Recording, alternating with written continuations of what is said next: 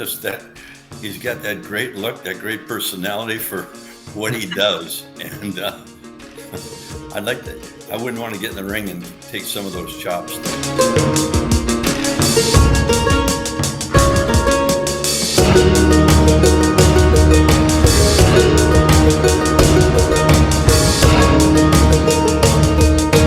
Well, we got some good wrestling stuff to talk today about.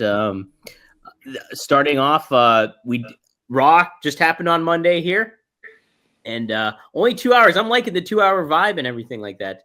But Greg, we mentioned earlier how Gunther is really hitting out of the park and how much I like Damian Priest, and they're the ones to kick off the show this week. And just wanted to get your thoughts further on Gunther and everything and what they've been doing. Like, they make him question.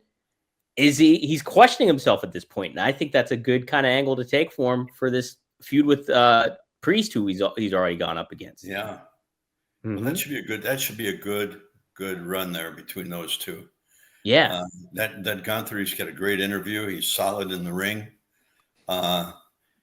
He's just that he's got that great look, that great personality for what he does, and I wouldn't want to get in the ring and take some of those chops, though. Oh my gosh, yes, he is devastating in that regard. And Damian Priest, I mean, he has come such a long way from a few years back, and he's a superstar. He's really good, great in the ring, good talker. They got some good stuff going with Dominic and that crew. So the future looks great for that whole organization, I think. Yeah, 100% it does. They're heading in the right direction with some good storytelling. Magnum, did you have any certain takeaways from whether it's Gunther or certain aspects of Raw that maybe stood out to you, or just wrestling this week? Well, I think it's unique because they brought a different element out in Gunther. They've shown that he has a vulnerability. He's not just the war machine that can go out there and systematically dismantle everyone. I mean, Cody, holds that victory over him now for the the last pay-per-view they had, and he's shown that he can be out wrestled, I guess is the right word, if given the opportunity. So, and it's given Damian's coming on real aggressive and play and leaning into that, which is the right thing to do. I mean, you got to paint the picture to people that there's an opportunity for it being a contest, and there may be a change, because if it's just a no-brainer, well, that's never going to happen, then that's not going to create much interest. Right.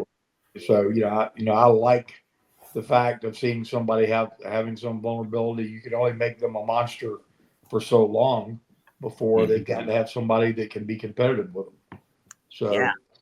So I mean, for me, I'd love to see him and like a Brock Lesnar, Gunther and Brock, I think would be huge money. So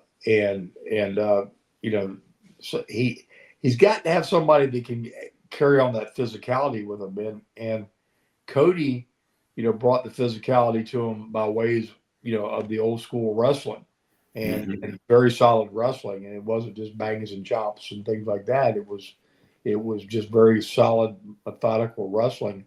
And, the right cat in there with him has got to be perceived to be kind of the total package of bringing all that to the dance. So, it's going to take a guy like that. I mean, as much as I like Steiner's kid and what he's doing, he's still his persona is larger than what he's able to portray in the ring, if that makes sense. That does. He's got the hype, he's got the explosiveness, he's got the intensity. Kind of reminds me a little bit of Animal and Hawk when they first got started. Just full of just vim and vigor and adrenaline and testosterone, and and then the bell rang, and then they had to bring the magic to go with it, and they got where they did, and I think he will as well. As time goes on, he'll get those two on an even par with each other. because that's really, at the end of the day, you've got to be able to tell the story after the bell rings to continue it on. And Sheamus and him they were great. Sheamus is a big bad boy, and I like the dialogue. I liked Sheamus said, "Hey, I was that brash kid. I was like that. I was the youngest world champion to come out of nowhere, and all the things that he did early in his career. So now it's like when Braun's calling him an old man and all that stuff, I'm going, you got to be careful. There's a reason people get to be that age and they're still around. They might still know a thing or two, or about a thing or two, and be able to take care of themselves. So it's intriguing stuff. They're in this little weird transitional place going into the holidays and going pointing towards WrestleMania season. I'm just so curious to see the twists and turns with this whole bloodline deal, because Seth making a real strong statement, hey, I'm never tag teaming with that guy ever. It is not going to happen. And laying it out there. So it's just they could do some really, really cool things. I think it's just now our expectations are so high week to week. We want every episode we watch to be like the next Yellowstone coming out. Right. No, it's been really well done, set up. I love the Bloodline story. The elements of Sami Zayn coming into play, and him kind of playing both sides of the field in certain ways, but then emphatically joining alongside of Roman and everything like that to close out SmackDown. And then they move it over to this, what you mentioned too, Magnum, him approaching Seth Rollins, and then Jimmy Uso approaching Braun Breaker. And then Seth Rollins drawing a line in the sand with both of them, saying no, I'm not being any part of this stuff like that. It creates so much intrigue of who's going to be the fifth man, and for this War Games match, and really, really good stuff. And I think a lot of these guys are getting the chance to shine as personalities, like Solo Sikoa in these moments and stuff like that. I think he's doing a great job. Unless you're Mike Tyson, then you're ageless. Mike Tyson is a flipping beast. 58 years old. Good Lord. When is that fight coming That's up? 15th, Friday or Saturday? It's the 15th, isn't it? Yeah, it's the 15th. So that's Friday. That's Friday. Yeah, Netflix. Be there or be square. That's going to be the deal. Don't try to call me during that, because I will be on it. What do you think is going to happen?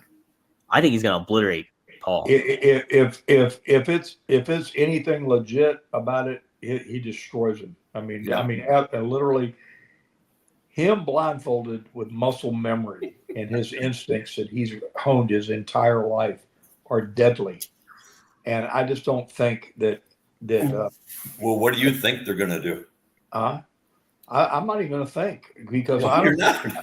You're just going to watch. It really depends on what moves Mike's in. They could have a plan.